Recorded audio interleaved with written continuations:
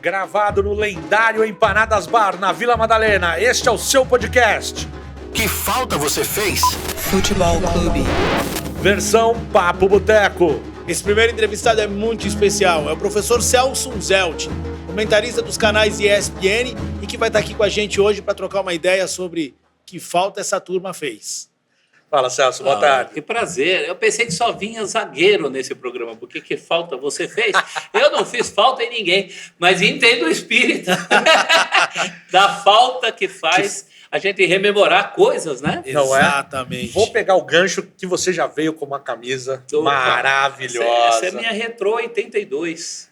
E 82, se tem uma seleção que é tão mágica, que é tão considerada, tão especial quanto 58 e 70 e que não ganhou, é 82. É verdade. Tá aí a mágica sobre 82, né?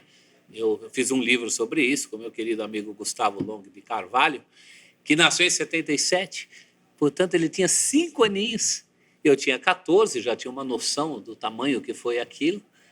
Mas é um marco na história do futebol, né, gente? E tem essa coisa, não ter ganho. Porque quando ganha é fácil, fica para a história mesmo. Agora, não ter ganho e ser lembrada, não só no Brasil, no mundo inteiro. Né? Tem um livro parecido com o meu, chamado La Partita, que foi traduzido aqui para o Brasil, e tem um italiano lá que faz exatamente o que a gente fez aqui. Ele conta as memórias dele, onde ele estava, a televisão sem controle remoto, a casa do avô. Acho que é muito isso, né? A gente tem muita saudade de si naquele momento. Pois é.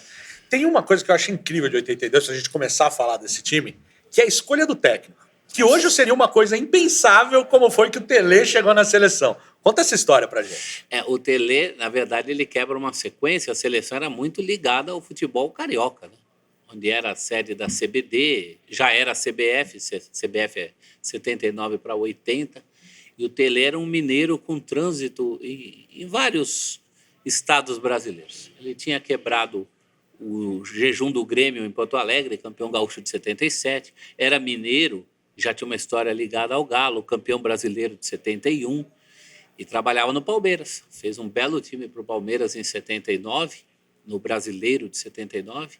Aquele time goleia o Flamengo por 4-1 no Maracanã. E era o jogo contra o Cláudio Coutinho, que tinha sido técnico de 78. E aí a CBF ia escolher o técnico. E aí fechou com o Tele. O Palmeiras goleia o Flamengo no Maracanã, depois perde para o Inter. O Inter do Falcão. O Falcão fez um partidaço aqui em São Paulo, 3-2 para o Inter. Um empate em Porto Alegre, o Inter acabou sendo o campeão invicto daquele brasileiro. Mas é assim que o Tele chega, né? Ele começa um trabalho já em 80 e era uma seleção, enfim, o Tele gostava do futebol bem jogado, né? Ele privilegiava os craques. Não teve uma coisa do Tele de ter sido feita uma votação com os jornalistas para ver o técnico e tal, e o Tele acaba despontando? Essa votação é importante, mas eu não diria que ela foi decisiva, né? Essa não é tão simples assim. Essa é uma decisão política. Até porque também não eram os tempos tão democráticos assim, não, né? Nós estávamos ainda na ditadura militar, a CBF mudando de mãos, né? O presidente Julite Coutinho era um empresário diferente do presidente da CBD em 78, que era o almirante Heleno Nunes, um almirante, né, do regime militar vascaíno. Então era uma transição também, acompanhando aquela transição política do Brasil, também a transição do futebol. De fato, houve essa votação, mas eu não diria que foi pelo voto direto. Né? Ainda era uma decisão do presidente da CBF, como é hoje em dia. E essa organização, né? A gente olha para o Tele, a gente lembra inicialmente do que ele fez nos anos 90 ali com o São Paulo, mas voltando para 81, 82, como é que vai ser a organização? Porque você está saindo de uma estrutura, vamos chamar assim, de predominantemente militarizada, e vai entrar um cara que vai propor aquela seleção de 82, aquela coisa mais mágica, mais plástica, mais bem jogada. Como é que dá essa organização para a preparação para a Copa de 82? Antes de tudo, o Tele era uma pessoa, não vou dizer contraditória, mas ele era mais ou menos transportando, né? A gente não tem hoje os liberais na economia, conservadores nos costumes. Isso. O Tele era mais ou menos isso, ele era bem conservador nos costumes. Né? O próprio Reinaldo teve problemas por sua atuação política, mas o Tele, quem ele gostava, ele perdoava tudo. Era o caso do Sócrates. né? Então ele era um esteta, a questão da estética no futebol era muito cara ao Telê. Ele, com o tempo, vai aprendendo um pouco mais, né? O São Paulo, campeão do mundo, já tinha ali seus Ronaldões, seus Pintados. A própria Copa de 86, o Telê escala 2 volantes. Em 82, ele ainda é um purista. Então, muito da nossa derrota tem a ver, sim, com um meio-campo em que ninguém fazia o serviço sujo. Falcão, Toninho Cerezo, Sócrates e Zico. Quem é que marca? Quem é que carrega o piano? Os 2 laterais desciam, Leandro e Júnior. Era uma festa para os olhos. Faltava um capitão, faltava um Hollywood ali no meio. Eu acho que teria ajudado, viu, Thiago? O nosso Hollywood na época era o Batista, que nem era assim um brucutu, também sabia jogar. Sim, sabia. Né? E aí tem as lendas urbanas, né? O jogo com a Itália, por exemplo. Por que ele não pôs o Batista para marcar o Paulo Rossi ou para marcar o time da Itália? Porque o Batista estava machucado. O Maradona quebrou tinha ele. botado o pé na virilha do Batista, tinha sido expulso.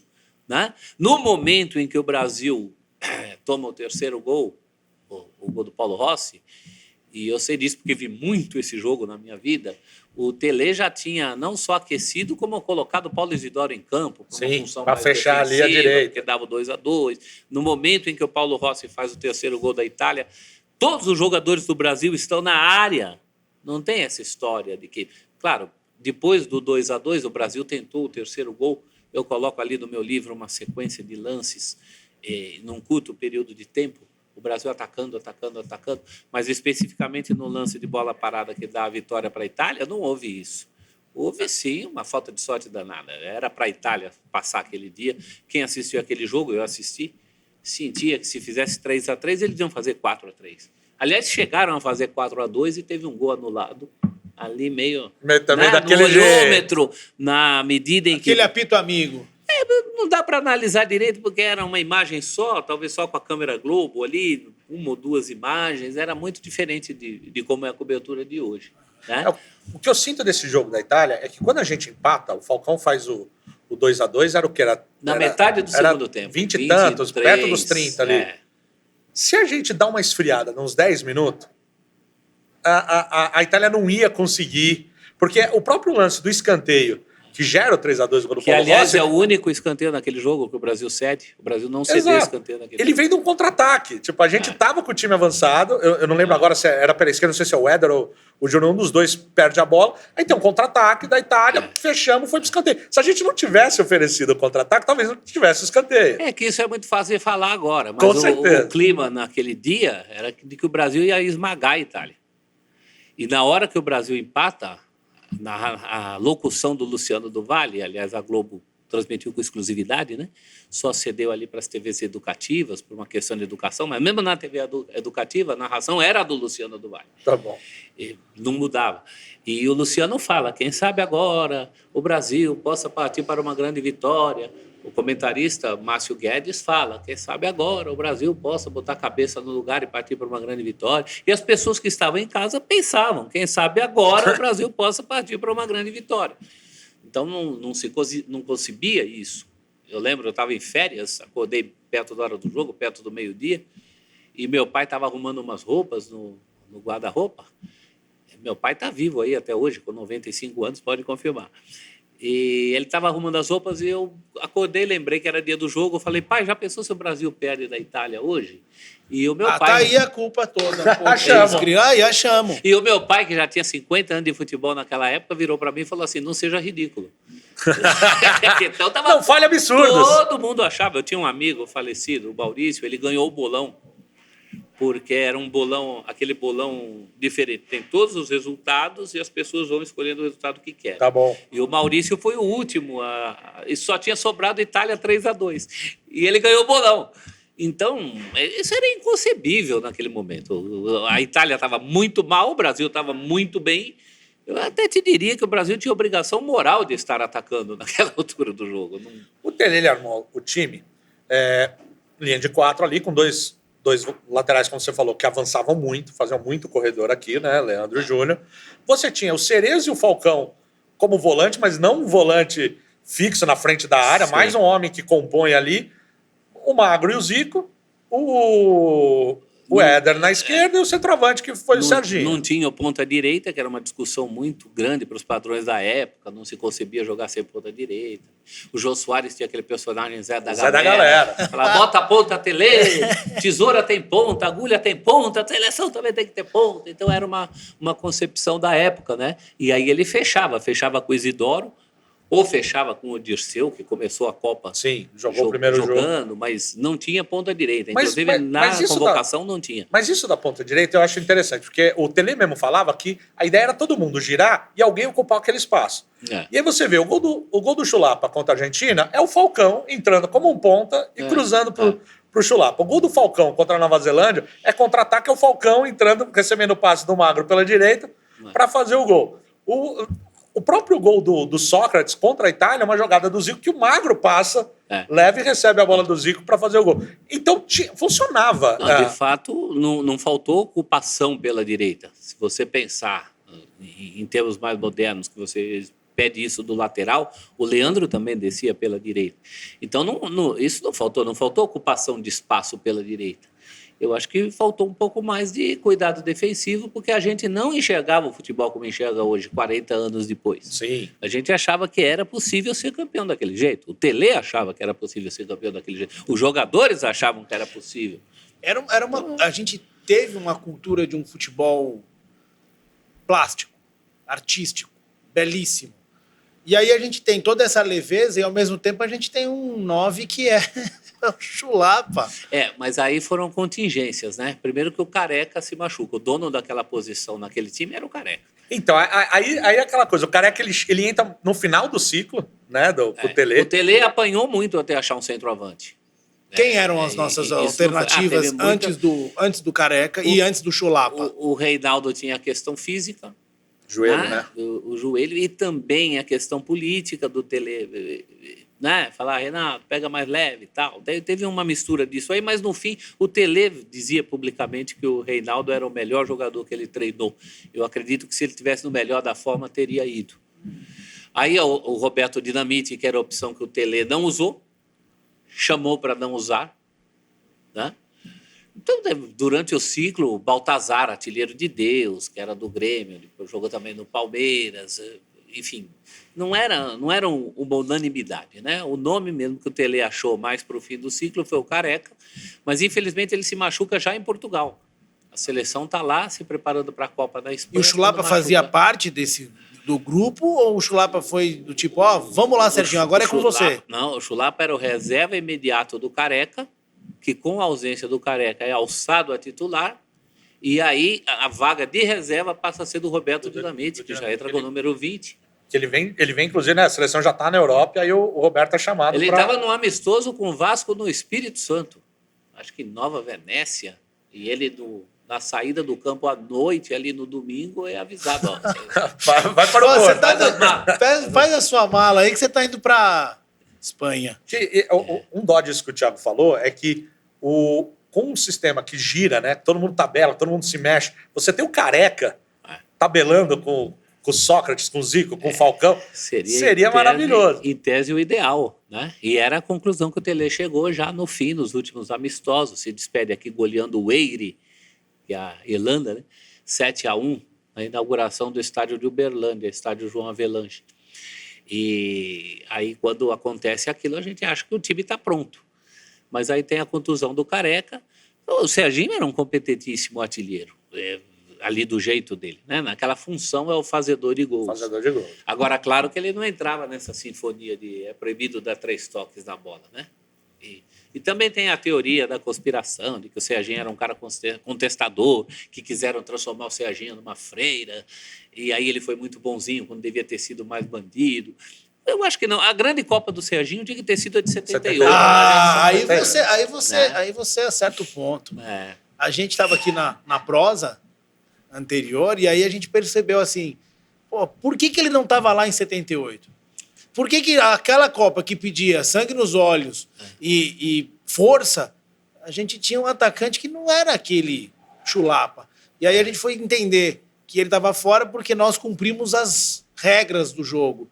Você consegue explicar um pouquinho melhor essa história do Chulapa não estar em 78, onde ele precisava daquela força, e aí em 82, que era aquela coisa mais plástica, tá lá ele, até para contrabalancear esse arauto de tantos artistas. 78 ele não tá porque estava suspenso. Tá suspenso. Né? E ele agride um bandeirinha, Vandevaldo Rangel, dá um pontapé no bandeirinha ali no Botafogo de Ribeirão Preto e São Paulo, já perto das fases finais do Brasileiro. Ele ainda joga a semifinal contra o Operário de Campo Grande, mas aí ele não joga a decisão com o Atlético, que foi 0-0 lá e o São Paulo ganhando os pênaltis. Inclusive, também o Reinaldo estava suspenso, também pelo Galo, também não jogou. Aí um ameaçava que se botasse o outro em campo com liminar, o outro também ia colocar. O Serginho foi de helicóptero lá para Belo Horizonte. No fim, nenhum dos dois jogou. E o São Paulo foi campeão. E naquele tempo, suspensão era suspensão mesmo. Não tinha esse negócio de aliviar, não tinha veja bem. Diminuir a pena. Não tinha veja bem. Era suspensão de mais de ano. O Serginho volta só, eu acho que só em 79. Acho que é isso. Da volta do Serginho em 79, já do fim de 77, quer dizer, pegou quase 2 anos, né? E aí não foi para a Copa da Argentina, que era uma Copa mais com a cara dele. Uma Copa de pegada, mais força, mais físico. choque. Para lá nós fomos com o Reinaldo, que era um cracaço, mas também já estava com problemas muito sérios no joelho. Eu lembro que o Reinaldo usava uma bicicleta, um aparelho para recuperar o negócio dos meniscos. O Reinaldo perdeu os meniscos, tinha 17, 18 anos de idade, já não tinha menisco, né, de tanto que ele apanhou. E essa máquina chamava Nautilus. E aí o pessoal brincava, não, o Nautilus já embarcou para a Argentina, tinha até aquela piada dos convocados, estava lá o nome do Nautilus, era o nome da bicicleta do Reinaldo. E o Reinaldo, ele faz o gol do empate contra a Suécia da estreia, mas não faz uma boa Copa, tanto que no jogo que a gente tinha mesmo que ganhar para classificar contra a Áustria, entrou o Roberto Dinamite. Até porque o presidente da CBD, o Euleno Nunes, era vascaíno, tinha essa força política, né? Na época se falava que ele impingiu a escalação do Dinamite ao Coutinho. É impressionante. Então, aquela era a Copa do Serginho, né? Impressionante como, né, TJ, a gente vai vendo, Celso, como a coisa do campo bola, muitas vezes não é respeitada porque você tem uma preferência política. Não, eu a gente diria vê que no isso mais das vezes. Não, e se bobear e a gente olhar com mais atenção, burilar isso tudo, a gente vai chegar. Até hoje a gente tem ainda essa questão política sobrepondo a questão atlética, esportiva, do jogo. E hoje você tem, né, Tiago, até muito forte a questão econômica também. Sim. É a política ligada ao econômico. É o negócio do patrocinador, é o negócio do empresário. É essa coisa que a gente fala do jogador que é convocado para a seleção e vendido, até que ponto essas escalações são forçadas, essas convocações. Deixa eu te perguntar, de 82, a gente tem um momento que o Tele, ele tira, com a Itália foi isso, ele tira o Chulapa e bota o Sócrates como um falso 9, né, compondo ali. Essa seria uma opção? O Magro jogava ali de falso 9? Ele chegou a testar isso no ciclo? Jogava. No ciclo, o Sócrates foi uma das soluções, até para encaixar todos os craques. Aliás, quando o Sócrates começa a jogar na seleção, ainda em 79, com o Coutinho, no amistoso contra o Ajax, no Morumbi, que ele leva a bola 2 vezes assim na entrada da área e bate de fora da área, faz um gol. O Sócrates era falso 9, inclusive no Corinthians. Ele, quando chega em 78, ele joga muito de falso centroavante. Nem é falso, porque ele usava a camisa 9 Sim. mesmo, com o técnico o José Teixeira. Então, as campanhas de 78 e 79, o Corinthians é campeão paulista de 79, com ele e o Palinha se revezando nessa função ali na frente. 78, 79 são anos em que o Sócrates joga muito de falso 9. Na própria seleção, era uma das tentativas do Tele. Porque tem um ponto do quadrado mágico de 82, claro que você fala Falcão, Zico, Cerezo e Sócrates, parece que... Só que o Falcão, ele chegou faltando 2 semanas para a Copa, ele chegou em cima da hora. Porque naquele tempo não tinha data FIFA. E a Roma não liberava. Para ele ser convocado. Não liberava. Inclusive para o jogo de eliminatória. Ele não disputou eliminatória. Sim.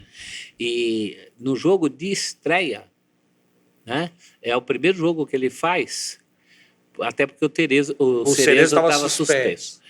E então, isso reflete, inclusive, no relacionamento com os próprios companheiros. Eu não estava lá, mas a gente sente que a convivência com o Falcão era uma convivência, digamos, mais fria, se colocar assim, ou, natural, porque conviveu menos com aquele grupo. Claro. Ele era um elemento de fora. Quase um patinho feio. Não diria isso, mas até por temperamento, não era das mesmas rodas de pagode, a chegada, até por circunstâncias cronológicas mesmo, é o cara que chegou depois. E que faz uma grande Copa. Para mim, o Falcão foi o melhor jogador do Brasil naquela Copa. De muitos bons jogadores. O Sócrates, o Zico fez uma Copa consistente, pelo menos até o jogo com a Itália. O Júnior fez uma Copa excepcional. O grupo era realmente muito bom. O Éder fez uma Copa. O Éder, se o Brasil é campeão do mundo em 82, o Éder teria um status mais ou menos, vamos comparar alguém assim que a Copa elevou a um status talvez maior do que ele teria. O Jairzinho, por exemplo. Jairzinho em 70. A Copa de 70 é muito importante para a gente ter a visão que tem do Jairzinho hoje. Se o Brasil ganha tetra em 82, eu não tenho dúvida que o Éder seria citado. O Éder com as suas bombas, o empate contra a União Soviética, a falta que ele cobra na trave contra a Argentina, que o Zico e o Serginho correm para fazer o gol na volta. Né? E o Serginho estava tão preocupado com essa coisa do gol, né? Você percebe que ele queria ser incluído, né? O Éder seria um nome para a história do futebol com um peso muito maior do que o que ele teve, merecido, porque era um excepcional jogador também. O que eu acho que... O que eu gostaria de entender, por que o Tele não experimentou, chegou o Falcão. Ok, você tem um quadrado incrível, mas que vai ter que se ajeitar, mas pelo talento dos caras, deixa jogar, né? Sim. A hora que você perdeu o Careca, por que ele não passa o Sócrates para 9 e acomoda alguém no meio do campo para você não perder ninguém, ao invés de você entrar com o Serginho, e aí... Porque ele poderia deixar o Batista, por exemplo, como um fixo, e aí você tem Cerezo, Zico e Falcão, com Sócrates na frente. Ele não queria fixos. A gente está falando de 1982. Esses conceitos do volante, isso tudo era pecado naquela época. E pecado principalmente para a visão de jogo do Tele. Perfeito. Ele ia tentar o melhor que ele podia. Se ele tira o Sócrates do quadrado, ele já desfalca o quadrado. Ele não levou um reserva para o Zico. Não tinha um reserva de camisa 10. Tinha o reserva do Sócrates, que era o Renato, do São Paulo. Renato Morungaba, maldosamente apelidado de Renato Pé Murcho. Ele não gosta dessa história e com razão. Ele era um jogador de muita qualidade para ser lembrado só por isso, né? Então, ele acomodaria talvez ali o Renato nos padrões dele. Eu estou falando num tempo em que o 8 não era segundo volante. O 8 era meia-direita. Né? A entrada do Batista significaria a entrada de um volante. Volante também que sabia jogar, mas que para os padrões do Tele ele não conceberia, até porque não tinha acontecido ainda. Toda essa discussão entre futebol arte e futebol força veio depois que a Itália ganha. Sim. Até ali era todo mundo futebol arte, todo mundo fechava com o Tele. Essa nossa observação para um futebol tão bonito e essa visão de jogo do Tele, eu imagino que sim, mas será que tem alguma relação com o que aconteceu 8 anos antes, lá na Alemanha, quando a Holanda simplesmente colocou aquele carrossel fantástico para jogar? Mais do que a Holanda como referência, nós tínhamos o próprio Brasil como referência, né? O Brasil de 70. Então, havia uma ânsia por uma retomada. A gente vinha de 2 Copas muito burocráticas para os padrões brasileiros. 74 foi uma decepção e 78 também, até em termos táticos. O Cláudio Coutinho trouxe aqueles conceitos de ponto futuro, overlapping. Jogador multifunção. E na época isso não era bem aceito, né? Para nós o futebol era um jogo simples em que você jogava a bola do craque, e nós tínhamos muitos craques ainda. Claro que a Holanda trouxe essa coisa de que é possível, porque o nosso conceito de europeu era o jogo duro, tático, truculento, não se pensava em europeus tratando a bola bem.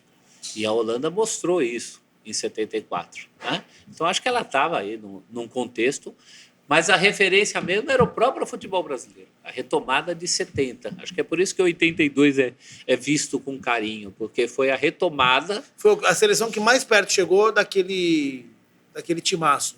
Até ali, sim. Até ali, Dos nossos, claro. Porque depois de 82, 86, 90, uma lástima.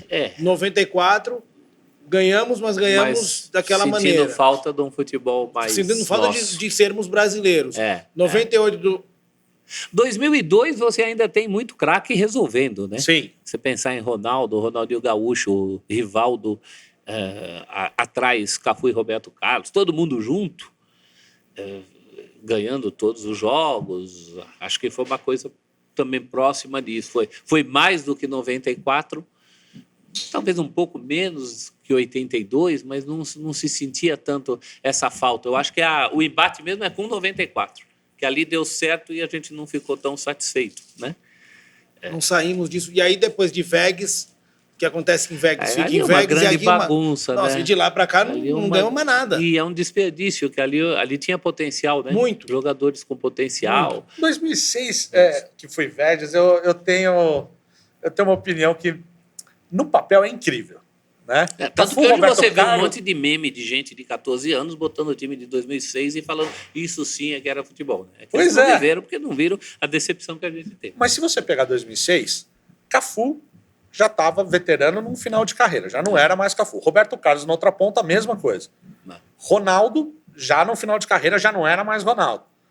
Você tinha um esquema desajeitado, onde o Parreira tentou fazer um quadrado, mas aí pro Ronaldo ficar na área, o Adriano, que era o centroavante, tinha que jogar mais aberto, fora da área, onde ele não rendia. E a estrela, quem a gente apostava tudo que ia resolver a Copa, que era o Ronaldinho Gaúcho, flopou. Não fez a Copa. Então, parece, no papel, você bota esse time, parece incrível. Mas você tinha muita gente já em final de carreira, muita gente já não era mais para ser titular. E o objetivo não era o jogo, não era o grupo, era o meu prêmio, era o meu recorde, a minha marcação. Essa coisa do futebol moderno, realmente, não dá para os caras terem a mesma relação com a Copa do Mundo que tinha a turma lá de 50 que estava fazendo a viagem da vida deles, né? Os atuais estão jogando no mesmo estádio que eles jogam toda hora. Tem muitos jogando na Alemanha, como jogam na Espanha. Perde um pouco do seu primeiro, sentido. isso aí você já não tem a mesma mobilização. Essa questão de estar em fim de carreira é que quando dá errado todo mundo lembra. Sim. Né? 62, por exemplo, estava todo mundo em fim de carreira e foi bicampeão do mundo. Sim. Então, insistiu-se e deu certo. 86 também o Tele insistiu, puxou um pouco mais ali, foi muito fiel à turma de 82, talvez tenha perdido a oportunidade de Renovar. e usar outros jogadores, como o Renato Gaúcho, que ele corta por besteira, indisciplina, com o e aí também Leandro. perde o Leandro, né? Ele Já não corta o leva Renato e Éder. depois o Oscar não. O Leandro. O Leandro. Não, o Leandro se autocortou, porque Renato e Leandro se atrasaram na volta da concentração e o Tele só ia punir o Renato. E o Leandro fala, não, eu estava junto com ele, se o senhor não está levando ele, eu também não estou vou. indo. Isso em cima da hora, assim, o avião embarca, a placar tinha uma foto do Sócrates com o lugar dele vazio ao lado, era o lugar do Leandro, foi de surpresa o negócio. O Josimar é convocado depois, ele vai para lá e depois vira titular, porque o Edson Boaro, ele se machuca no jogo contra a Espanha. Aí o Josimar, de nem convocado, ele passa a ser o titular e faz 2 golaços naquela Copa do Mundo, maravilhosos. chutando de longe. Né? Tem uma revista, acho que na Suécia, que tem o nome dele. Josimar. Josimar. Josimar virou um símbolo. São coisas que acontecem, né, numa Copa do Mundo. Nossa senhora, que doideira. É loucura isso. O cara ia ficar em casa e daqui a pouco ele tá fazendo os gols. Do Leandro, eu lembro que até acho que o Zico vai na casa dele, tentar pegar ele, né? Convencer ele pro. Tem uma mobilização ali que também foi muito em cima da hora. Foi em cima do embarque que souberam que ele não ia. Então, foi um fato. Não né? teve o Renato foi sabido antes e ele O foi em Renato, cima você sabia que o Leandro não embarcou, se soube na hora. Tá faltando um aqui. Não, o Leandro não Começaram a contar e faltou um. Maravilhoso. Foi bem isso. Nessa história do corte, e pegando a personagem, Renato Gaúcho, ele perdeu a Copa da vida dele? Até porque ele não teve outra chance, né? Em 90 também o Lazzaroni não o utiliza. O Sim. Lazzaroni é muito fiel àquele time que ganhou a Copa América de 89. Aí contra a Argentina, o jogo está acabando, a vaca está indo para o brejo, o Lazzaroni bate no joelho do Renato e fala, entra aí e resolve tudo. É assim que se faz. Né? Foi uma pena mesmo. O Renato foi um excepcional jogador. Ultimamente teve essa brincadeira do DVD, né? Ele fala para os jogadores que se não foi melhor que o Cristiano Ronaldo, pior também não foi. Isso pode parecer um exagero, porque a gente sabe o que é o Cristiano Ronaldo. Mas o Renato não merece ser visto como uma piada. Renato foi um grande jogador de futebol. Foi o último dos pontas, ponta mesmo. Não estou falando de meia jogando pela direita, estou falando de ponta. Jogador que ataca pela direita, que faz a jogada de linha de fundo. Os lances e o gol até, ou os gols, eu não me lembro, contra o Hamburgo na final do Mundial de 83, é um negócio que o zagueiro deve estar até hoje para desentortar aquela coluna. Teve um dia de Garrincha ali. Ele teve uma noite, um dia ou noite, dependendo de onde você viu o jogo, de Garrincha. Ele tinha porte físico, ele tinha força. Era forte. Ele tinha físico de zagueiro jogando de ponta. Ele tinha o físico de quem batia nele, né? Que deveria ter a função de barrá-lo.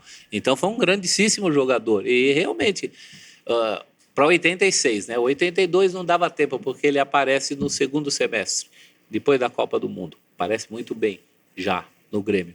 Mas 86 era é a mesma história, então, a dele, do Renato, é a mesma história em relação a 90 e o Neto. Pô, por que você não levou o Neto? Porque ele só brilhou no segundo semestre. Na verdade, realmente, o grande brilho do Neto foi no segundo semestre. Mas o que ele tinha feito no primeiro, num campeonato paulista, que o Corinthians não vai para a final, já seria suficiente para ele ter um lugar naquela convocação. Que a gente vivia um período de muita carência de craques. É só você ver a lista de quem foi para a Copa de 90, que você vai perceber que tinha lugar para o Neto. Não vou ser indelicado aqui de citar os nomes, ou até posso citar o Bismarck, por exemplo, que o próprio Neto sempre fala, né? Como um exemplo a de um história lugar. do Bismarck, para mim, lembrando, eu lá, torcedor com 11, 12 anos, é porque é o Bismarck. E a gente volta para essa questão de novo, de criar limites e barreiras por questão desse bairrismo tosco que... E porque a gente também estava acompanhando aquilo de São Paulo, né? Sim. É curioso isso da história das Copas. Por exemplo, o Nelson Motta, que é um grande crítico musical, entre outras coisas, que escreveu um livro sobre a Copa de 82, ele trata o Valdir Pérez, que era o goleiro de 82, de uma maneira que o Valdir Pérez não merece.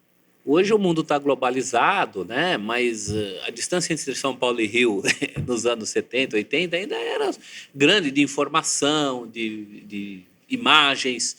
Então, assim como o Nelson Motta trata cariocamente o Valdir Pérez como um goleiro menor do que ele foi, nós, em São Paulo, e eu me incluo, também tratávamos paulistamente, por exemplo, o Paulo César Caju, como um jogador, um cracaço que ele era, mas nós tratávamos por preconceito aqui também de uma maneira que ele não merecia. O próprio Zico só se livra do estigma de jogador de Maracanã. O paulista adorava falar que o Zico era jogador de Maracanã. Até o dia em que, em 82, antes da Copa, portanto muito perto da Copa, coisa de março, abril, até o dia em que ele ganha um jogo difícil para o Flamengo contra o Guarani, em Campinas, na semifinal do Brasileiro. Acho que foi 3-2, o Guarani do Careca e do Jorge Mendonça, que era o artilheiro do Brasil, e que foi esquecido pelo Tele, porque o Tele parece que teve problemas com o Jorge Mendonça no Palmeiras. Outro esquecido foi o Leão. Tinha um comercial da Mitsubishi, o Leão e o Jorge Mendonça olhando para a câmera. Nossa, que maldade! Lembra? Eles falavam, eu não vou para a Espanha, mas eu vou ver a Copa no Mitsubishi. Então era o Leão, o Jorge Mendonça, os esquecidos do Tele, né?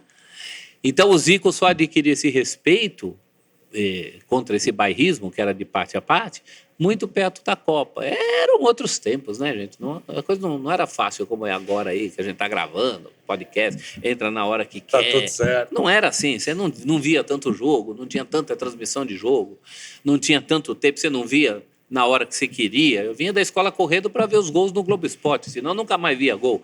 Hoje você manda o gol por WhatsApp, para o seu amigo de grupo de WhatsApp. Então o mundo era outro.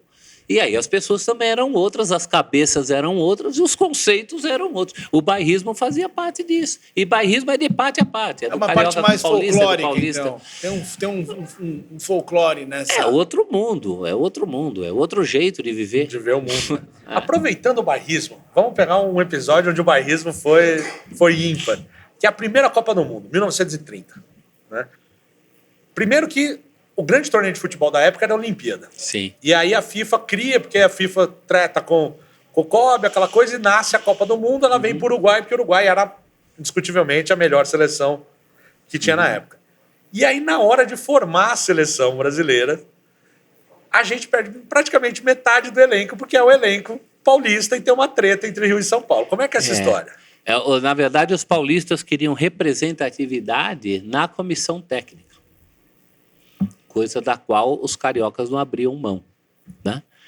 Então, aí São Paulo não cedeu seus jogadores. E entre eles, alguns muito importantes, que nem o Friedenreich, que era o Pelé dos anos 10, né? Fora outros craques da época que ninguém vai saber, mas, enfim, reforçaria muito.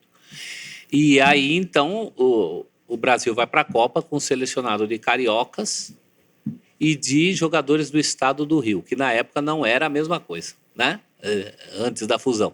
A Guanabara era uma cidade-estado, era a cidade do Rio de Janeiro. Tá. Niterói, Campos, isso aí era o estado do Rio, que já existia, antes da fusão, que só teve lá em 75, né? Então era uma seleção de cariocas e de pessoas, jogadores do estado do Rio, Americano de Campos, aqueles clubes do interior. E, claro, uma seleção mais enfraquecida. É curioso também notar a cobertura da imprensa paulista, né? Super. Ou ignora ou chega a torcer contra, né? Como um selecionado representando o Brasil, um selecionado de cariocas representando o Brasil, que é uma coisa que a gente demora para superar. Porque na Copa de 34 a briga era outra, eram amadoristas contra profissionalistas. Então o Brasil também não vai com o melhor, vai praticamente só com o time do Botafogo, né? Enxertado ali. 38 é a primeira Copa que você tem paz, que você consegue mandar uma seleção próxima de brasileira, no sentido de que era Rio e São Paulo, né? Então essas primeiras Copas realmente tiveram esse problema, o Brasil foi representado aquém do que poderia, né? Não por acaso é logo eliminado em 30. Sim, em 30 a gente jogava com Iugoslávia e Bolívia. Se ganhasse os dois jogos, já ia para a semifinal contra o Uruguai. E como perdeu o primeiro, nem adiantava ganhar da Bolívia, como de fato goleou a Bolívia, porque a Iugoslávia passou por Brasil e Bolívia. Exato. Então já era ela classificada, né? Celso, eu tenho 3 nomes dos anos 30. Um deles, quem me contava, era o meu avô, Dr. Eriks, santista de todas as conquistas. Também foi um entusiasta das estatísticas. Legal. Tanto que ele tem uma história com relação ao milésimo gol do Pelé. E ele contava muito de um nome, Dos Santos, que, se eu não me engano, era ou Feitiço ou Araquém Patusca. Os dois excepcionais. E junto deles, desses nomes, a gente pôde apurar Leônidas da Silva, e tem mais um que ficou de fora. Talvez o Friedenreich. Friedenreich, lógico. Perdão. O Débio. E esses 3 nomes, eles não jogam 30, e eles estavam, vamos dizer assim, voando, eram os grandes nomes, os grandes goleadores, e aí a gente perde a Copa, ou deixamos de ter uma melhora. Explica um pouco, conta um pouco dessa história. Desses todos, o Araquém vai para a Copa. Mas ele vai inscrito como jogador do Flamengo. Isso. Ele nunca na vida jogou no Flamengo, mas na lista está lá Araquém Flamengo. Uma questão política, né? Os demais, o Friedenreich já era um veterano, né? Ele era de 1892. Em 30 ele já tinha 38 anos, né? Então ele já era um veterano, mas claro, estaria na lista.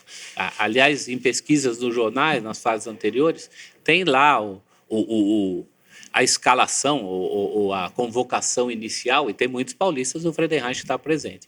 O Feitiço era um senhor artilheiro, né? Um artilheiro dos gols de bico, artilheiro, fazia gol de tudo que jeito, a bola caía. Então são nomes que fazem falta. O Leônidas ainda não dava, porque o Leônidas é de 13, ele era um garoto de 17 anos.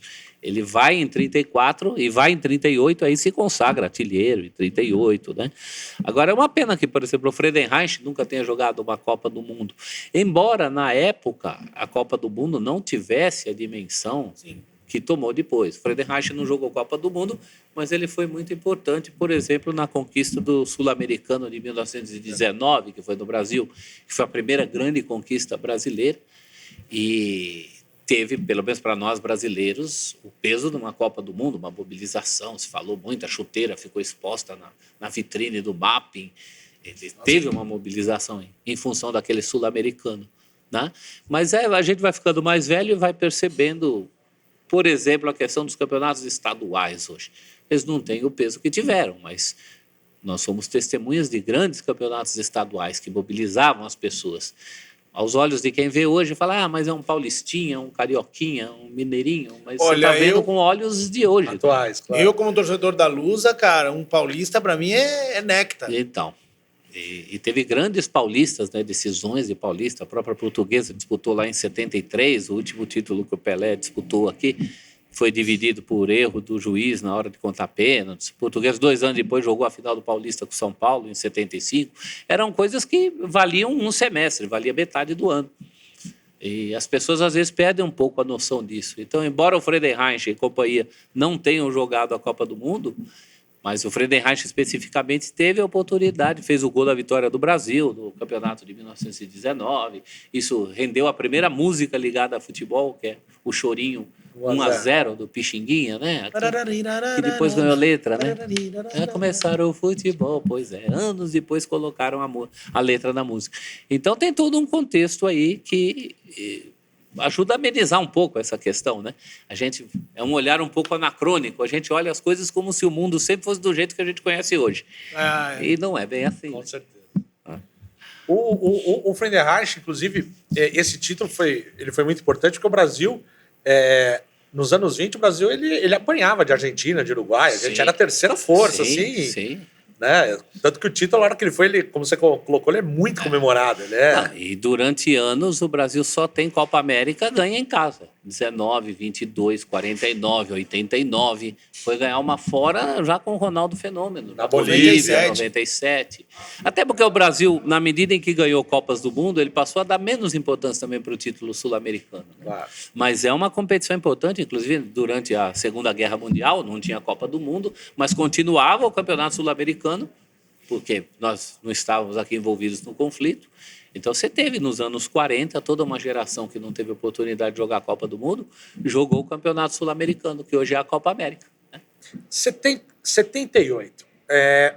O Coutinho, ele substitui o Brandão. O Brandão era o técnico do Brasil. E o Brandão estava fazendo uma campanha bem consistente com a seleção. O padrão era outro, né? Para você ter uma ideia, ele cai, ele é avisado que não é mais o técnico, no avião, depois do empate com a Colômbia, fora de casa. Para a época era um absurdo empatar com a Colômbia 0-0, como empatou fora de casa. Hoje é um resultado hoje perfeitamente normal. Hoje...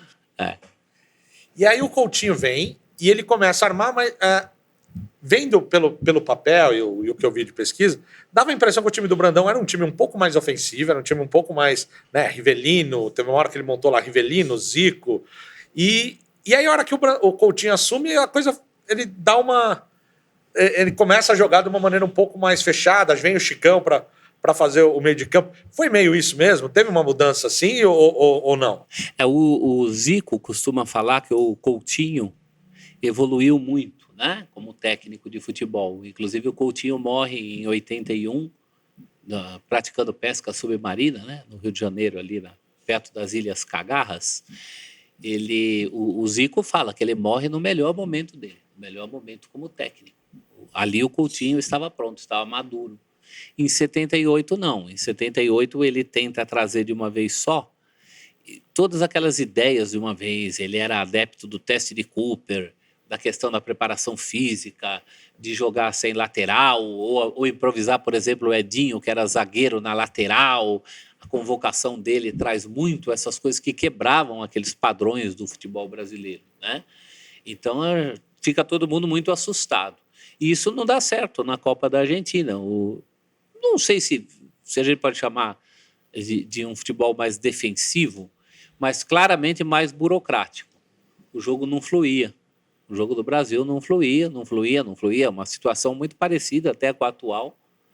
E talvez o Coutinho não estivesse mesmo maduro naquele momento. O técnico para a Copa de 78, pelos serviços prestados, seria o Rubens Minelli, que era o tricampeão brasileiro. Era o cara da onda. 75, 76 com o Inter, 77 com o São Paulo.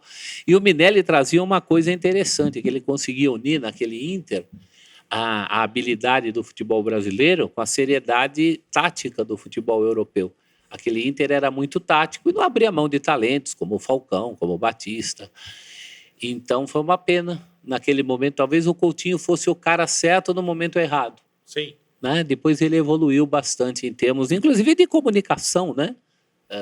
Houve muitos problemas de comunicação. Ele era um cara muito culto, falava inglês numa época em que nenhum técnico da seleção antes dele, pelo que eu tenho lembrança, falava inglês, se comunicava muito bem, mas eram ideias muito avançadas para aquele momento, né? Ele foi lido como um professor pardal? Foi, direto. Teve a coisa do bairrismo dos paulistas também. De novo? Contra um carioca que, enfim, era muito mais ligado à preparação física, né? Ele já estava lá na Copa de 70 com o Parreira, nunca tinha jogado futebol. Alguns veículos europeus confundiam o Coutinho com o Coutinho do Pelé, de Pelé e Coutinho, né, num primeiro momento. Era mesmo um desconhecido ou não tão conhecido, né, um nome tão... Uma pergunta, você falou, ele era um desconhecido, quase um aventureiro, não sendo. Dá para fazer uma ponte nessa aventura que foi colocar o Coutinho, pegando o gancho para 90, com o Lazzaroni? Dá. Eu acho que os dois tiveram o privilégio, e isso é inegável, o bairrismo à parte. O Rio era o centro, né? A CBD sempre foi no Rio, CBF. Então, você se dá bem no futebol carioca, te abria portas. Isso aconteceu com o Coutinho, aconteceu com o Lazzaroni. Tem um paralelo aí, até com o próprio Parreira, né? Era mais fácil entrar na seleção brasileira pela porta do Rio. Claro que há exceções, mas como prática, era isso aí. Na prática, era isso. Trabalhando no Rio de Janeiro, você estava mais perto da seleção, que foi uma coisa que o Tele quebrou também, né? Inclusive em termos de comissão técnica, médico. O doutor Lídio Toledo é substituído pelo Neylor Lasmar, né? Pai do atual Rodrigo Lasmar. Então tinha isso, sim, isso pesou muito na escolha do Coutinho. Ele era competentíssimo, depois mostrou-se mais competente ainda naquele Super Flamengo, que ganhou muitos títulos, né? Ele era o técnico para o Flamengo campeão do mundo? Não, ele já era o Carpegiani, mas era todo um trabalho dele. Mas era o time dele que o Carpegiani assumiu. O Carpegiani, ele era até a final da Libertadores, ele era lateral. Ele era volante. Volante, isso. Ele tinha encerrado a carreira. Ali entre 77 e 78, joga um pouquinho mais, mas é ali que ele encerra a carreira. Ele era um ex-jogador, né? Ele era companheiro daqueles que ele liderou nas campanhas da Libertadores e do Mundial, porque antigamente era em sequência, né? Libertadores novembro, Mundial dezembro, o Flamengo ganhou tudo ali, enfileirou títulos. Ele mas era o time do Coutinho, né? O time que vinha lá desde 78, do gol do Rondinelli contra o Vasco, campeão brasileiro de 80. A base daquele time foi o Coutinho que desenvolveu. Ainda no Coutinho, com o Coutinho, a gente traz aqui uma fala do TJ que assim, ele foi mexendo, inventando, criando. Como é que foi ler essas inovações em meio? Você está em 78 e aí você tem um caminhão de lesões e uma delas é a do Rivellino. Como é que a gente consolidou, consertou e fez um Mundial matematicamente proveitoso, digamos assim? Ele tinha boas opções, né? Tanto que naquela Copa o Zico era reserva do Jorge Mendonça. Então, ele tinha boas opções para mexer e às vezes era até acusado por não mexer tanto como poderia ter mexido. Não faltavam opções. O time era muito consistente atrás, né? O Leão era um goleiro histórico. A zaga com Oscar e Amaral, a gente achava que era a zaga para mais 3 Copas do Mundo, e só não foi porque o Amaral depois teve problemas no joelho. Tinha outras boas opções, como o Edinho. Agora, lá na frente, os gols areavam, precisou do Reinaldo, depois precisou do Roberto Dinamite para salvar a pátria, depois precisou de gols porque a Argentina, jogando depois e sabendo quantos gols tinha que fazer no Peru, acabou fazendo aqueles gols. Aí deu espaço para o Coutinho se autoproclamar campeão moral. O Rivellino já era um jogador, para a época, com uma idade avançada. Hoje não. Hoje era uma Copa que ele estava com 32 para 33 anos. Mas para a época era uma idade avançada. A gente já considerava o Rivellino veterano, ele mesmo considera. Ele participa só do primeiro e do último jogos, né? Ele só volta na decisão de de terceiro lugar. E foram problemas que foram superados durante a campanha. A Copa te exige isso. Acho que ele até acabou se saindo bem ali. Mas foi uma pena porque o futebol mostrado era um futebol muito tecnocrata, como a gente dizia à época, burocrático mesmo. Porque o nosso referencial ainda era 70. 74 foi visto como uma exceção e 78 como a segunda exceção, o que já começava a preocupar. Por isso que para 82 se tentou aquela guinada, aquela arejada, né? E acho que o Tele foi muito importante nisso. Para 78, a gente tinha um pessoal mais técnico que acabou não indo, né? O próprio Carpegiani, ele era um bom volante, que sabia sair jogando, tocava a bola. Você já tinha o Júnior na lateral esquerda, que era moleque, mas já jogava. Então, o Coutinho também, além de algumas opções, algumas pessoas foram ficando, né? Nas opções dele. Eu acho que o mais sentido, assim, olhando 40 e tantos anos depois, é ver o Chicão jogando de titular e o Falcão nem convocado. Pois é. Primeiro que o Falcão tinha uma questão que o Falcão nunca deixou claro e agora não vai deixar mesmo porque o Coutinho faleceu e ele não acha decente tocar nesse assunto, mas tinha uma questão que também passava pelo comportamento ideológico, político, tudo isso influenciou. Afinal de contas, o Coutinho ele é da turma da caserna, capitão, não é? Né? Capitão Cláudio Coutinho. E ele depois teve lá uma gota d'água de uma convocação num jogo que o Falcão foi substituído, enfim, ele não leva o Falcão. O Chicão acabou até sendo útil, porque naquele jogo contra a Argentina precisava de um Chicão. Exatamente. É um ponto. Imagina um time formado por tantos jogadores e Chicão e Chulapa. Talvez um Chicão em 82 também tivesse colaborado com a gente. Difícil era convencer o Tele a abrir mão, a dar a camisa do Falcão para o Chicão. O Tele não faria isso nunca. Né? Em 78 o Chicão acabou sendo útil. O Chicão não era só esse brucutu, ele também sabia desenvolver jogo, mas claro, a primeira função dele era marcar. Sim. Então, Contenção. quando você vê 40 anos depois uma lista dessa com o nome do Chicão no lugar do Falcão, a gente estranha. Mas tem todo um contexto. Todo contexto. Né? Então, um contexto que era contra o Falcão, por questão de simpatia pessoal do técnico, e a favor do Chicão. Era uma Copa da Argentina. Acho que se entende. Quem viu o Chicão jogar sabe que ele foi além de um brucutu. Ele era bom de bola. Era um bom jogador. Era um jogador que segurava ali o meio-campo para você. E depois que os volantes passaram a ser valorizados, como são hoje em dia, essa função, o Chicão hoje seria ainda mais valorizado. Ele era um jogador duro no meio de uma geração de craques, né? Então talvez isso tenha contribuído para que ele tenha sido menos entendido. Valorizado, né? Menos valorizado.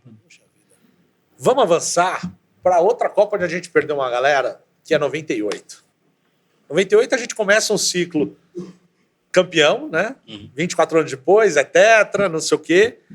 A base é a mesma, né? 2 volantes, Dunga. Os laterais a gente troca de Jorginho para Leandro para Roberto Carlos e Cafu. Mas é a mesma proposta, é o mesmo tipo de jogo, é o mesmo tipo de ataque, né? A mesma mentalidade, né? O Zagallo era o coordenador técnico do Parreira e assume. Quando a gente está chegando lá, a gente tem a infelicidade do Juninho Paulista, que quebra a perna, e a gente tem o Djalminha, que acaba ficando esquecido e tal, e a gente vai com o meio de campo ali, com o Leonardo, com o Giovani, acaba ficando no banco. Nossa. Faltou um pouco de molho naquele meio do campo de 98? O Giovani, o Zagallo dá a camisa dele para ele na estreia, né? O Giovani começa não com camisa 10 e faixa, mas com camisa 10. E aí ele não rende, desenvolve. Né? Não desenvolve. Ele sempre foi um jogador tímido, né? A seleção brasileira tem esses tímidos, né? Ademir da Guia, Dirceu Lopes, gente que merecia, mas que na hora H falta ali ou da parte do próprio jogador, ou de uma sorte também de ganhar a confiança de alguém. O fato é que não rolou. Agora, o futebol desenvolvido em 98, até a final com a França, era perfeitamente aceitável, era para ser a Copa do Ronaldo Fenômeno. Acho que o que marcou mesmo foi aquele episódio, né, da convulsão. Aquilo teria mexido demais com o time. Eu concordo que o Djalminha podia estar lá, mas era uma época também que você tinha muitas opções, né? Também não... É o caso de olhar a lista de convocados e falar, vai tirar quem? Não era uma lista tão contestada assim, estava todo mundo meio fechado com aqueles jogadores. E acontece aquele episódio na véspera do jogo com a França, no dia do jogo com a França, na hora do jogo com a França, e surpreendeu todo mundo. Acho que aquilo abalou. É um dos grandes mistérios contemporâneos eu não sei, da nossa seleção. Acho que com o tempo o mistério foi sendo mais diluído, né? Hoje a gente sabe que teve uma convulsão ali, tudo que envolveu o Ronaldo, ele estava muito carregado psicologicamente, e talvez o jeito como foi conduzido, primeiro com a escalação do Edmundo, depois com a escalação do Ronaldo, o que aconteceu entre a decisão do Zagallo de escalar ou não, o doutor Lídio, o próprio Ronaldo falando eu quero jogar. A gente vai descobrindo detalhes, mas eu acho que não foi tão misterioso assim. O rapaz teve uma carga mental muito forte, né? Você traz essa carga e essa pressão, tudo. Teria sido inteligente suavizar essa pressão, por exemplo, levando um camisa 11, marrento, colocar ele ali, vai filhão, você vai brilhar, mas deixa que o pai resolve. Você acha que o Romário teria feito uma diferença para essa Copa? Teve a polêmica, porque o Romário garante que quem o cortou foi o Zico, né? O Zico se defende. Teve a questão da contusão lá, o Romário acha que aquela contusão, ele merecia ter ficado um pouco mais ali. Para voltar na segunda fase, né? Eu acho que numa lista de 23 cabe um cara desse. Mas tem o efeito colateral da presença do Romário também, né? E o Filipão toca nisso em 2002, quando ele quer formar uma família. Ele vê que não dá para fazer essa família com o Romário, ele banca a aposta e ganha. Ele é penta sem o Romário. Mas tinha uma grita em cima da convocação do Romário em 2002. Sim. Né? Em 98 seria isso. O nosso sonho era a dupla Rorô, né? Ronaldo e Romário. Mas aí, infelizmente, não deu certo. O Romário fala que o Zico colaborou muito para isso, né? O Zico estava muito próximo do Zagallo. O Zagallo está para cair antes da Copa do Mundo. Vocês vão ter que me engolir! Em vez de derrubar o Zagallo, o Ricardo Teixeira chama o Zico para ser uma espécie de chefe subalterno do Zagallo, né? Era o auxiliar, mas que, na verdade, estaria acima na hierarquia num primeiro momento. Não ficou muito bem explicada aquela história. Mas é aí que o Romário acaba perdendo espaço. É uma opção, né? Você tem que levar 23, tem que fechar um tipo de trabalho. O Zagallo não morria de amores também pelo Romário. Sim. Em 94, Barreira e Zagallo só cedem chamar o Romário na última hora, quando ele salva a pátria lá contra o Uruguai, nas eliminatórias. Depois o Zagallo o Romário é muito importante na Copa de 94, na conquista do Tetra. Então, desses dois lados, eles devem ter pesado na balança, né? Entre o Romário, que alivia a pressão no Ronaldo ou no time inteiro, e entre o Romário, que pode causar outro tipo de problema por relacionamento, o que pesou mais? Me parece que pesou mais a percepção negativa da presença do Romário. Eu acho que também deve ter um aspecto do Zico, porque o Zico joga 86 machucado, né? E ele hoje fala que, hoje ele não iria. Se convocasse ele, ele fala, não tô inteiro, não vou. Será que não pegou um pouco disso, dele lembrar da experiência dele em 86 e aí na hora falar, não vamos levar? Eu acho que se ele lembrasse com a cabeça de 86, aí sim que ele teria levado o Romário. Né? Fácil hoje, com 40, 50, 60, 70 anos, mas em 86 o Zico foi um exemplo as pessoas que cobriram falavam que ele ficava 24 horas por dia querendo jogar aquela Copa e quis o destino que ele entrasse e perdesse o pênalti, né? Pênalti que é um lance que ele mesmo cria pro Branco, descobre o Branco naquele espaço, o Branco sofre o pênalti. Eu acho que aí teve uma percepção, primeiro que não acredito que o Zico tenha sido o único culpado sobre isso. Essa visão do Romário eu acho que é um pouco direta demais. Não é nem do feitio do Zico ser tão vingativo assim. Então acho que tem todo um contexto também. Acabei de lembrar que o Zagallo não morria de amores pelo Romário, né? E ele realmente não estava no melhor da forma física. Acho que é um bom argumento. Se você não está bem, não vai. Não vai, claro. O cara vai querer ir sempre, né? Mas se não dá, não dá. Certo. Na Copa de 98, ou a partir da Copa de 98, a gente percebe uma relação. 94 tinha um pouco, mas como a gente ganhou, ficou um pouco festivo. Mas na Copa de 98 a gente tem uma relação, ou a partir da Copa de 98, melhor dizendo, uma relação mais próxima e nem sempre tão doce entre a grande imprensa e a questão CBF, seleção, selecionado, jogadores. 98 para você, se eu não me engano, fazendo umas contas de cabeça aqui, é a primeira Copa ou a segunda Copa que você vai cobrir. Como é que é essa relação e como é que você, como jornalista, lida com essa relação? Eu cobri muito de longe, né? Que eu fiquei aqui na redação da Placar, cuidando da redação, enquanto eu tinha uma equipe lá. Mas nós tínhamos alguns problemas. A revista, por exemplo, tinha mudado para futebol, sexo e rock and roll. Então, em nome de uma foto que a gente deu do Ronaldo saindo de um certo estabelecimento noturno que ele não queria, ele simplesmente não falou com a Placar durante a Copa inteira. Isso foi um problema. Acho que nem valeu esse custo-benefício. Era melhor não ter publicado aquela foto, porque aquela foi a Copa do Ronaldo, né? Em 98, o Ronaldo era o rosto mais conhecido do mundo na frente, ou junto com o Papa, não lembro, que teve uma pesquisa. Ele era a cara daquela Copa. Então, acho que não foi um bom negócio. E essas relações tensas, elas têm sido muito constantes, né? Cada vez mais constantes. Depois ia piorar com o Dunga de técnico, então a coisa virou de vez, que o Dunga já carregava problemas com a imprensa desde o tempo que era jogador. Ele Ele carregou a era Dunga nas costas. Ele não perdoava, né? Essa questão da era Dunga. Então tinha coisas até pessoais. E hoje eu acho que de lá para cá, aí ficou pasteurizado de vez, né? Aí praticamente... Primeiro que tem essa coisa de restringir a quem tem os direitos sobre o evento. Né? Então a pergunta é do repórter, no gramado é quem tem direito de transmissão dos eventos. Então já restringe. O acesso aos jogadores hoje, limitado a coletivas, zona mista. Então, aquilo que o cara está falando para você, está falando para todo mundo. Não tem uma proximidade. Então, essa proximidade também não sou 100% a favor da proximidade, porque proximidade demais também causa problemas, né? O jornalista sai para beber com o jogador de futebol, o dia que ele tiver alguma coisa para falar do jogador, ele também está impedido porque é amigo do cara. Tem um jornalista que cobre cultura, mora lá no Rio, que ele fala, eu sou muito amigo de uma determinada banda.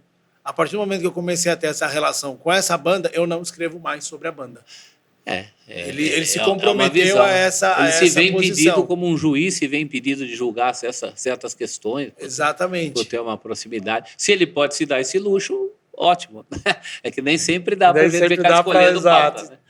E no caso do futebol, isso tudo é cíclico.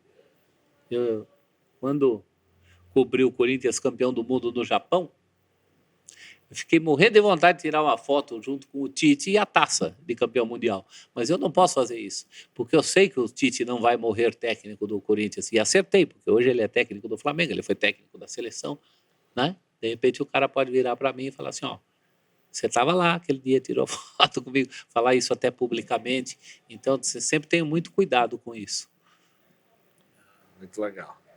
É uma coisa que o jornalismo hoje apanha tanto, né? A gente vem numa coisa que as pessoas pararam de entender qual é a função do jornalismo, né? Essa coisa ficou meio nebulosa. E só vai piorar, porque as pessoas acham que jornalismo é rede social, né? Isso. Você curte o que você gosta, ouvir você bloqueia, ouvir comentários. Ouvir comentários. Né? Então, e não é assim. Muita gente, eu costumo até dizer que eu tenho mais problema com a torcida do Corinthians do que com as outras. Porque a torcida do Corinthians acha que eu tenho que ser advogado de todas as causas do Corinthians. Tem que comprar. Né? Nenhum gol é impedido, nenhum pênalti deixa de ser pênalti. A questão do estádio, como foi construído, eu tenho que estar a favor. E não é assim, eu não sou advogado de ninguém. Eu sou um jornalista no exercício da minha função e que não escondo a minha predileção, até para as pessoas terem o direito de saber se elas querem ou não ouvir o que eu tenho a dizer. Só que os parâmetros estão mudando muito, né? Os parâmetros mais recentes, as pessoas estão confundindo muito a questão do jornalismo e do partidarismo dentro do jornalismo. Virou que um tipo grande de jornalismo você quer? Virou um grande entretenimento hoje fazer uma cobertura esportiva no tamanho do futebol? Eu não sou contra o entretenimento. O próprio Loucos por Futebol, que você lembrou aqui, era um programa que tinha muito de entretenimento. Mas eu acho que o entretenimento é um meio, não é um fim em si. Eu uso o entretenimento para chamar atenção para coisas que eu quero falar. O entretenimento, pelo entretenimento, não sei nem se é uma questão de faixa etária, eu já estou meio velho para entender isso, mas eu acho que ele não leva a lugar nenhum e nem me interessa como jornalismo. A gente está falando de uma outra coisa, né? Vamos falar do entretenimento pelo entretenimento? Ótimo. Tem até estudos acadêmicos sobre algo chamado infotenimento, né? Que é a informação e entretenimento aliados. Como eu tenho uma formação de jornalista, eu sempre vou ter a preocupação com a informação. Então, o entretenimento, pelo entretenimento, para mim, tudo bem, pode fazer parte da minha vida em um momento em que eu queira me divertir. Mas eu acho que isso não está no mesmo balaio do jornalismo. Quando a gente fala de jornalismo, a gente está falando de outras coisas mais profundas. Eu tive um professor que ele falava, se você quer escrever bem, escrever falando bem de alguma coisa, vai ser assessor de imprensa. É isso. Assessor de imprensa. E tem lugar para isso, tem lugar para esse cara. Claro. Você é o assessor de imprensa de determinada pessoa, de determinado grupo, e aí você vai lá e vai promover aquilo perfeitamente. Agora, jornalismo é outra coisa. É isso. Relações públicas, a própria assessoria de imprensa que você tem, você resguarda os interesses para quem você está trabalhando. São atuações perfeitamente ilícitas. Só não pode misturar as coisas. Exato. Né? Vender jornalismo quando, na verdade, você está fazendo outra coisa. Então, voltando para o campo bola, tenho 2 pontos ainda nesse caminho para 98 e que ainda também envolve a imprensa e a nossa relação com a imprensa, com o futebol e tudo mais. Bronze em 96.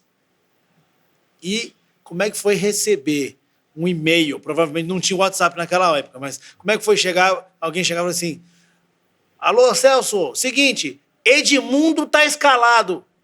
Como é que foram esses 2 momentos? Porque a gente tem esses 2 momentos como chave. Primeiro, em que terceiro colocado numa Olimpíada sendo eliminado pela Nigéria. Nigéria, quem é a Nigéria? Fez uma boa Copa em 94? Beleza, mas... E em 98 você recebe lá, o Edmundo tá entrando. Como é que você, cobrindo a sua Copa e a mídia de uma forma geral, interpretaram esses 2 movimentos? Esse caso do Edmundo foi uma loucura, né? Porque foi via satélite para todo mundo ver ali o papel ali. Cadê o Ronaldo? Tá o Edmundo, depois volta o Ronaldo.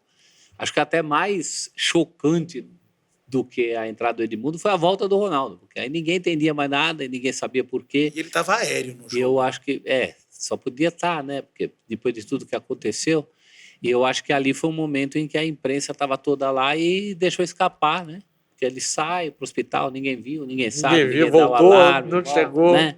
Então, só soubemos depois. O caso do bronze, acho que foi mais chocante pela expectativa que se criou, né? Porque era uma seleção principal disputando a Olimpíada. O Brasil, e mais feio foi depois não ficar para a cerimônia de premiação. Eram pessoas com interesses outros, totalmente contra o espírito olímpico, né? O espírito olímpico não é isso. Então aí foi, mas acho que é uma coisa que impactou menos no nosso trabalho. A questão do Edmundo ou Ronaldo naquele dia deixou todo mundo como barata tonta. A pessoa que estava ouvindo o Galvão Bueno falar, né? Em geral, as pessoas ouviram o Galvão Bueno falando, dando a escalação, depois voltando atrás. Elas estavam tão perdidas quanto os jornalistas, quanto a gente que estava cobrindo. Então foi um negócio difícil de entender e acho que dificilmente vai se repetir. Avançando para outra Copa, agora pegando outra que tem a coisa de tinha que levar, não tinha que levar no momento. 2010, Dunga, e você tinha Menino Ney, você tinha Ganso brilhando no Santos, estourando no Santos, e não levou nenhum dos dois, e aí a gente teve aquele final melancólico controlando e tal. Já não era o primeiro, já não seria uma Copa para levar principalmente o Neymar? O futuro mostrou que sim, né? E mesmo o Ganso, porque a gente era muito, ainda hoje é muito carente de alguém na função do Ganso. O Ganso lembra o futebol de um outro tempo, né? Parece que ele entrou lá naquele seriado do Túnel do Tempo que eu via quando era criança e caiu num futebol moderno, que não se joga mais daquele jeito.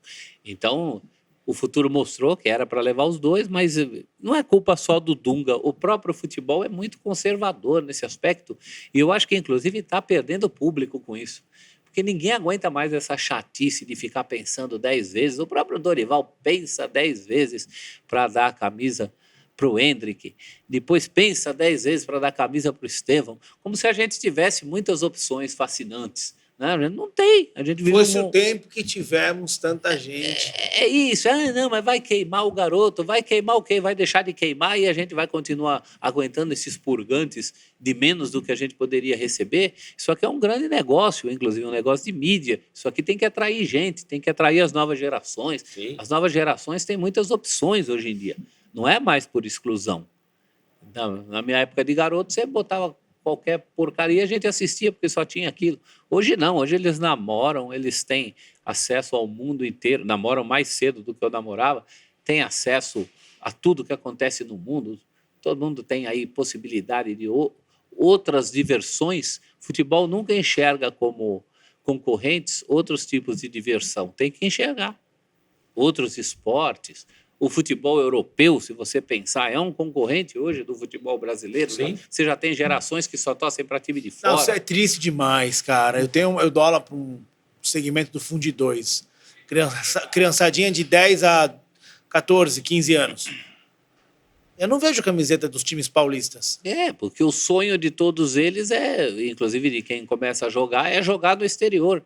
Ninguém fala mais que o sonho é jogar aqui. Está certo, o mundo, as fronteiras se ampliaram, mas o futebol nacional tem que criar anticorpos para isso. Tem que resolver, tem que fazer um campeonato decente, uma liga decente, competições decentes, tentar manter os craques aqui. Enfim, tem que se coçar. Senão é um processo sem volta. Existe um conformismo, né? É assim, o craque vai embora cedo mesmo, a gente perde. E com isso a gente está há décadas já. Só vai piorando, só vai piorando. Tem jogador aí que só fica aqui até o dia que completa 18 anos. Jogador já prometido. E você não vê ninguém se preocupar com isso. São predadores do esporte de futebol. Em vez de uma liga, vão fazer duas. Isso. Aí, ano que vem, vai ser um inferno saber onde está passando o jogo do seu time, a que hora e por que televisão. Isso é muito chato. Né? É só um detalhe que podia ser resolvido. Então tem que ser. Não dizem que o futebol hoje é dinheiro? Então parem de rasgar dinheiro, de jogar dinheiro fora. É isso aí. Essa coisa de saber onde vai passar o jogo do seu time, queria ter esse problema. No seu caso, mas aí.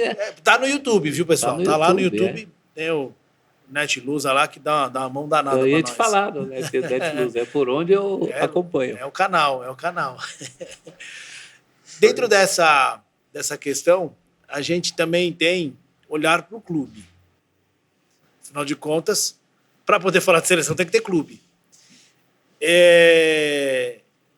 Se a gente vai falar de clube, não tem como a gente não falar do Corinthians. Afinal de contas... Nem que não sejamos corintianos. Tá aí o caso de pai que tá mostrando, né? É isso, é rasgar dinheiro. E a cusparada do Neto? Ele vai cuspir. Exatamente, ele vai cuspir no árbitro. Eu sei que hoje ele se arrepende enormemente de tudo isso, mas ele foi lá e cuspiu. Suspensão. Quanto que ele vai fazer falta para o Corinthians naquela campanha? Fez muita falta, até porque o time não era lá essas coisas, né? Ele era o principal jogador. Mas aí aquelas coisas de Corinthians, deu um jeito lá com o Wilson Mano, o Diney estava fazendo bastante gol. O Corinthians teve uma sorte que envolve a Portuguesa. Aquele campeonato teve uma fase final. Para ir para a decisão, os times saíam de 2 grupos de 4. E esses grupos de 4 eles foram definidos na última rodada da fase normal, num clássico Palmeiras e Portuguesa. O jogo estava empatado até o fim, estava 0-0. E com aquele resultado, o Palmeiras cairia num grupo com Inter de Limeira, Santo André e Portuguesa. E o Corinthians, que nem estava naquele Palmeiras e Portuguesa envolvido, mas o Corinthians cairia no grupo com São Paulo, Guarani e Botafogo de Ribeirão Preto. E a Portuguesa ganha aquele jogo do Palmeiras de 1-0, um gol de cabeça de um zagueiro chamado Vladimir. Uma barba, assim. No finzinho, um dos últimos lances. E com aquele 1-0 da Portuguesa, inverteu. Aí o Corinthians O Palmeiras foi para a chave do São Paulo, do Guarani e do Botafogo de Ribeirão. E o Corinthians ficou, comparativamente, numa chave mais confortável com Portuguesa, Inter de Limeira e o Santo André. Apesar da Portuguesa ser um bom time, tinha o Denner no auge, inclusive nos jogos dessa fase, o Denner faz aquele golaço contra a Inter de Limeira, driblando todo mundo, né? Ficou mais confortável para aquele time do Corinthians, mesmo sem o Neto, brigar nesse grupo do que brigar com o São Paulo, que era o grande time da época, mesmo vindo de um grupo mais fraco, naquela polêmica, se caiu ou não caiu, e eu já antecipo que para mim não caiu, porque o regulamento é explícito. O regulamento fala assim, não haverá rebaixamento no campeonato de 1990. O regulamento diz isso. Eu só não sei, e é uma dúvida que ninguém me tirou ainda, se em vez do São Paulo fosse um pequeno que tivesse naquele lugar, eu não sei se haveria a possibilidade de disputar o título no mesmo ano, como o São Paulo disputou e acabou ganhando, né? Mas era o embrião daquele timaço que depois ganhou tudo, mais do que o embrião, né? Aquele time já era, ele era campeão brasileiro de 91, no primeiro semestre. No primeiro semestre, é Né? isso. Então, O Raí começava a virar o Raí. O Raí, eu lembro, voltou fortão. Aí era mirradinho, não se via tantos jogos do São Paulo. O São Paulo chegou a fazer um jogo daquele grupo lá, ainda de 90, quando eu estava para ver se disputava repescagem ou não.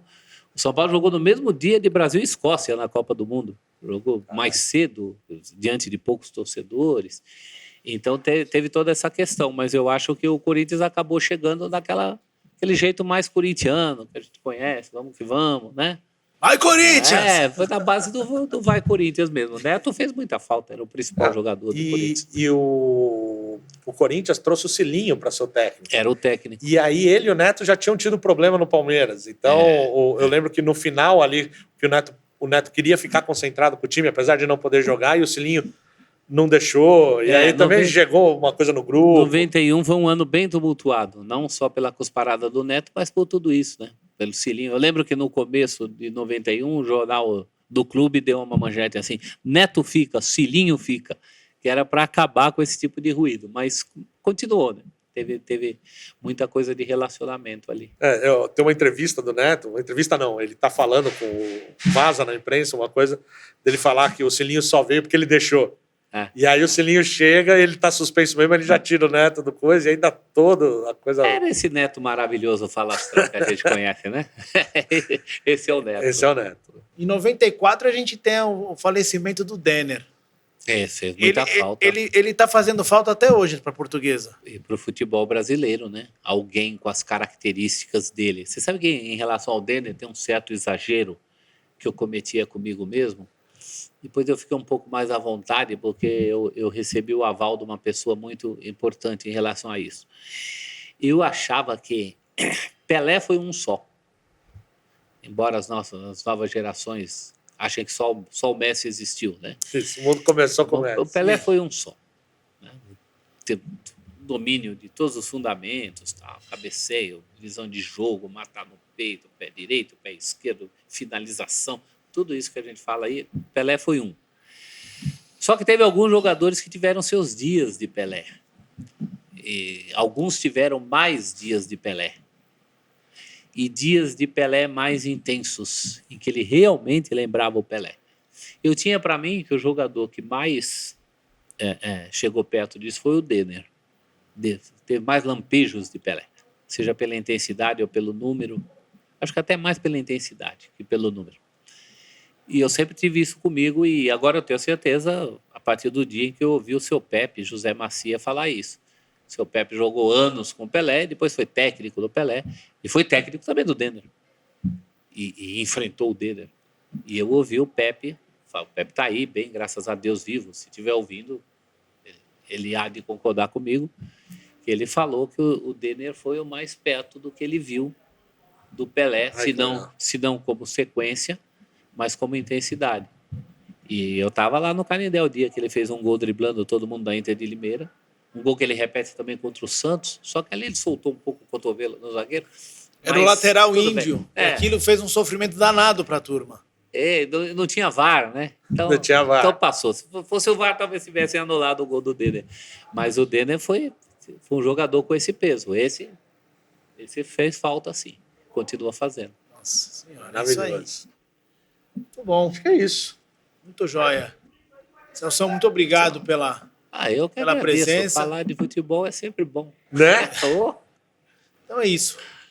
Celso, Fechamos. obrigado pela... Eu que agradeço vocês e eu pensei que até o fim eu ia ser obrigado a fazer uma falta em alguém. Que falta você fez? Não, fiz falta sem nenhuma. falta. Foi ótimo, foi um prazer. Que bom. E muito Maravilha. sucesso aí Isso aí. para os diálogos de vocês. Gosto muito de... Vou virar freguês. Então é isso, torcida brasileira. Façam igual o Celso Uzelt. Entre para a nossa freguesia. Basta acessar as maiores e melhores plataformas do ramo e os maiores agregadores, que nossos episódios estão todos lá. Basta dar o play. Beleza? Grande abraço, tchau, tchau.